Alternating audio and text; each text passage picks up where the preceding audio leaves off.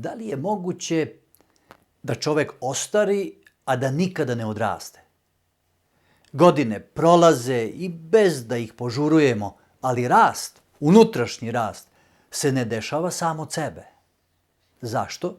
Zato što je ta vrsta rasta odluka. Danas bih želeo da govorimo o tome da godine nisu dokaz zrelosti, već za neke ljude samo prolazak vremena.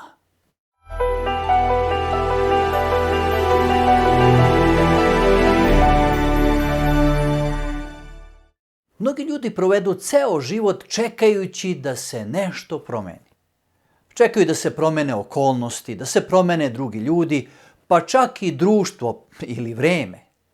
I dok godine prolaze, oni stare, ali ne odrastu. Jer vreme prolazi samo, ali rast nikada ne dolazi sam od sebe. Znate zašto? Jer rast je odluka. Možemo imati mnogo godina, iskustva i doživljaja, a ipak ostati isti iznutra. Jer rast ne dolazi sa godinama, titulama ili položajem. Rast dolazi onda kada čovjek odluči da se suoči sa sobom i krene putem sopstvene promjene. A koji su koraci u rastu? Pre svega, rast moraš da želiš. Bez želje nema promjene. A mnogi žele lakši život, ali ne žele promjenu. Žele blagoslove, ali ne i proces. Rast počinje onda kada iskreno priznamo da mi nismo tamo gde bismo trebali da budemo. To zahteva poniznost i spremnost da izađemo iz zone komfora, a to malo njih želi. Samo nemoj da me pomeraš.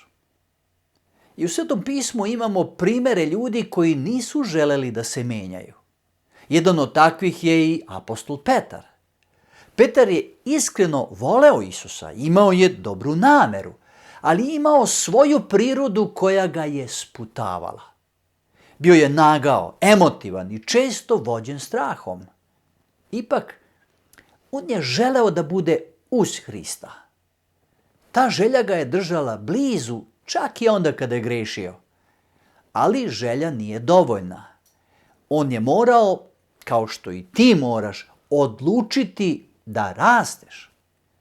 Petar je doneo odluku da sledi Isusa, ostavivši mreže i sigurnost svog starog života. Ta odluka nije značila da više nikada neće pogrešiti. Naprotiv, Petar je pao onda kada je mislio da je najjači. Tada se 3 puta odrekao Hrista. I to je bio trenutak sloma, ali i trenutak ponovnog izbora. Da li će ostati u krivici ili će dozvoliti da ga Bog podigne? Zato rast zahteva trud. Hristos nakon svog vaskrsenja ne odbacuje Petra, već ga privlači sebi i obnavlja. Petar prihvata lekciju i uči i dozvoljava Bogu da ga menja. Kasnije vidimo Petra potpuno drugačijeg. Ne više čovjeka koji se plaši, već apostola koji hrabro stoji i propoveda. Taj rast nije došao preko noći. Došao je kroz poslušnost, učenje i dozvolu Bogu da ga promeni. I na kraju, rast zahteva istrajnost. Petar nije postao zreo čovjek u jednom trenutku, već kroz ceo proces. Padovi ga nisu zaustavili, već su ga oblikovali. On nije dozvolio da ga neuspeh slomi, već da ga promeni. Upravo u tome vidimo pravu zrelost, ne u savršenstvu, već u spremnosti da se nastavi dalje. Na kraju, poruka je jasna. Rast je odluka koja se obnavlja svakoga dana.